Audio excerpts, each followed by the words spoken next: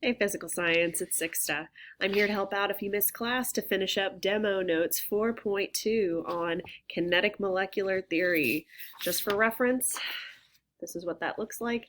You'll find it on Canvas, digital version for my remote students, or if you're an in-person student, you don't have a copy of this yet, you could also do it digitally as well. We filled out part 1 last time we were in class. There's also a PowerPoint to help you with that. There's a second PowerPoint that can help you with the relationships here in part 2. So first off, what is kinetic molecular theory? It's a big fancy word that we like to use to make us sound smart. Let's break it down. Kinetic is a type of energy. It's the energy that moving particles have. So kinetic energy is the energy of movement. Molecular is a fancy word for molecules, which is a fancy word for particles. So kinetic molecular theory is just the theory of how particles move. And we already kind of know this. We know how gas particles move. They're spread out, they don't have a lot of arrangement or any kind of order, and they're moving very, very quickly. So you can use that PowerPoint research to find the 3 main points that we assume are true in order to create this theory. Moving on to the next page, we do some demos with this thing called a vacuum pump. Now when we use this vacuum pump, this is a very special apparatus. There's a plate that we use. The plate has a single hole right here. And if I flip the plate around, you can see that that hole has a tube it's attached to this nozzle. So what we can do is we can remove the air from that hole or for anything on top of that hole using this nozzle. So what we're going to do, set this plate down. Here's my bell jar. This is going to create a set volume or a set space within it. So on top of the hole is the jar. Now, right now, there's atmosphere inside the jar and outside the jar, right? Atmosphere is made of gases, and those gases are constantly moving. If you remember, gas particles exert pressure every time they bounce off the surface of whatever's containing them. So in the case of this jar, every time a gas particle inside bounces off the walls, it exerts pressure. The gases in the atmosphere are also exerting pressure on this jar right now, every time they bounce off the surface of the jar. If we compare the pressure inside to the pressure outside, the pressure is the same. I know the pressure is the same because it's easy for me to move the jar. The particles inside are pushing equally as the particles outside are pushing on it. Now when I turn on this vacuum pump, this fancy thing over here that's going to belch out a lot of smoke, what this does, remember there's no suck in science, nothing sucks, it's just a difference in pressure. When I hook up to this vacuum pump, just like your vacuum at home, what it does is it removes air. So just like in our last class demo, when I sucked on the straw, I removed the air particles from inside the straw. This vacuum pump will remove the air particles from inside this hose, and when I hook up the hose to the jar, to the plate that the jar is on, what it will do is it will remove the air from inside the jar through the hose, okay? So the air will be pulled through the jar, through that hole in the bottom of the plate, and out through the vacuum. So we are reducing the number of particles inside the jar, okay? So in question 6, it says, when we use the vacuum pump, what happens to the pressure inside the jar? Let's see. Remember, we're removing the particles from inside the jar. We're not changing anything outside. It's kind of loud.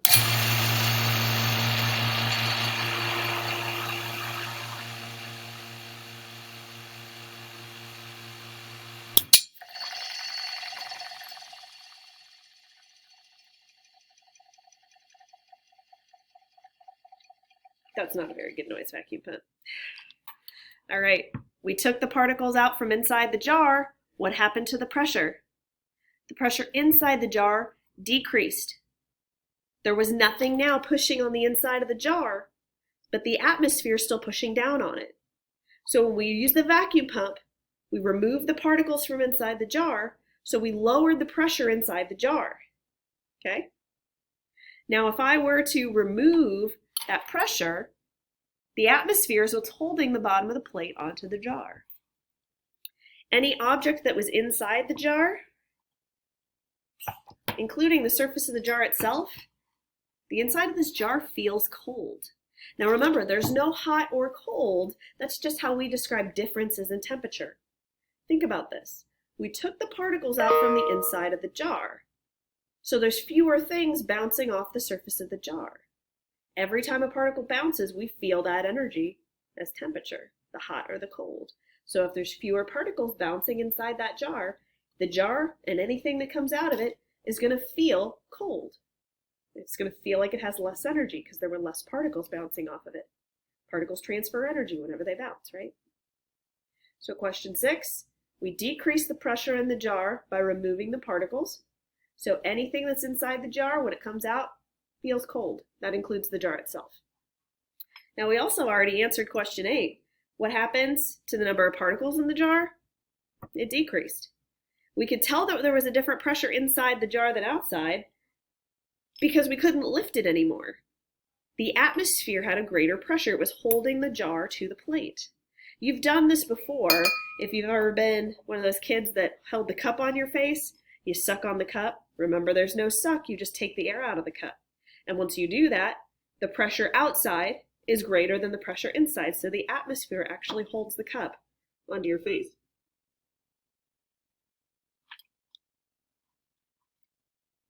Right? We've all done that. Looks ridiculous on camera, doesn't it? So differences in pressure make it harder or easier to move the jar. So when the pressure inside and outside is the same, lid comes off.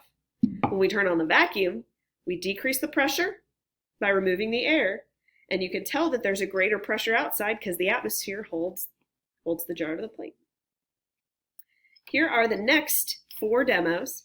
I'm just going to do them straight for you in a row. You can see what happens. Think about why. First thing, a film canister. This is probably an ancient relic to most of you. We used to have to develop film in cameras using chemical processes to make negatives, to make prints of images that we took on a camera. It wasn't usually like oh, hey, you took the picture, let's see how it looks. So this is a can, it's empty, it's plastic, there's nothing in it. There's a lid that fits pretty snugly on top of it. There's air trapped inside this can. So there's air inside the can, and there's air outside the can.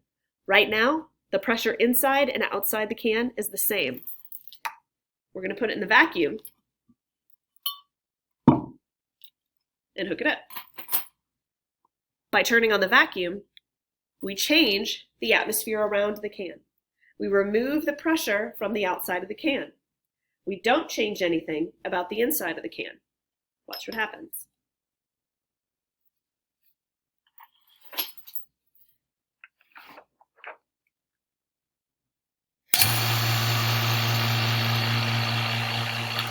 Whoa! Lid popped off, can flew up. We didn't change the pressure inside of it, but we reduced the pressure outside of it, and you saw the volume change by popping the lid off. Here's the next one. This is a small balloon. I'm sitting it on top of a beaker. The beaker doesn't do anything. It just keeps the balloon away from the hole. Anything that gets stuck in the hole, we stop the vacuum, we stop removing particles. The air is trapped in the balloon. Like we talked about last class, the pressure inside and outside the balloon is currently the same because nothing's changing. We're going to take away the air or the atmosphere from the outside of the balloon. Because the balloon is sealed, that will not change the inside of the balloon. Watch what happens to the volume. We're going to decrease the pressure outside the balloon. There's nothing that's going to be pushing back on those particles inside the balloon that are currently pushing outward. Watch what happens.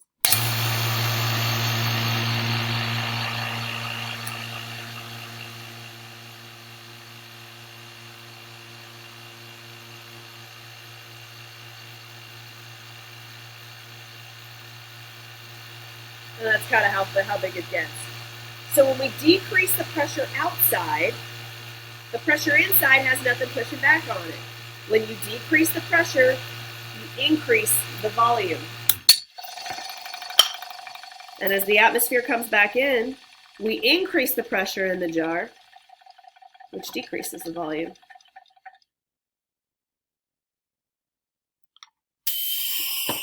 There's the rest of it.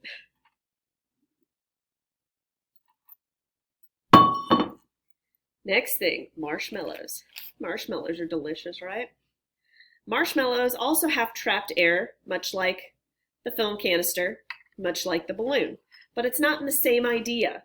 So marshmallows are made with sugar with air pockets trapped in between the folds of the sugar. Sugar is stretchy, but not as stretchy as a balloon. So we're going to decrease the pressure on those air pockets that are surrounded by sugar. You're going to see something similar that happens with the balloon. But because the sugar's not as stretchy as the rubber of the balloon, there's only so much that the volume can change. Also, the volume will change so much that just like the lid of the film canister, some of those sugar holes are going to pop. Then see what happens when the atmospheric pressure comes back in. So this is two phases. We're going to decrease the pressure on the sugar pockets, and then we're going to increase it. Watch what happens first.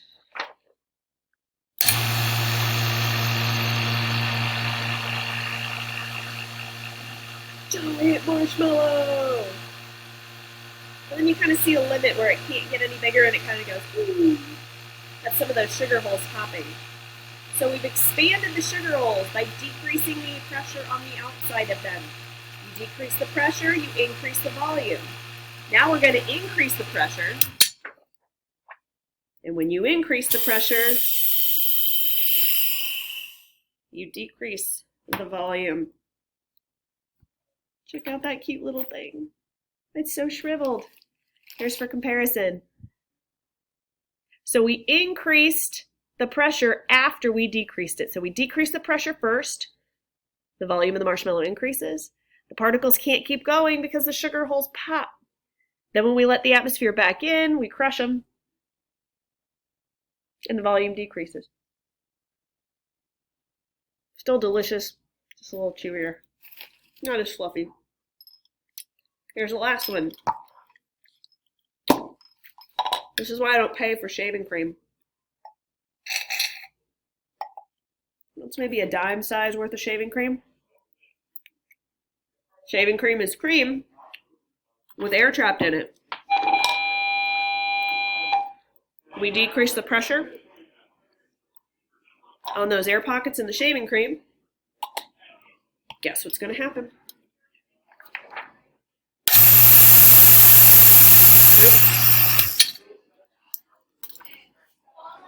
My hose popped off. JK, take two. Decreasing the pressure on those pockets of air in the shaving cream. And when you decrease the pressure, you increase the volume. Just like the marshmallow, that cream can only expand and increase the volume so much before it starts to pop. So when we let the atmosphere back in,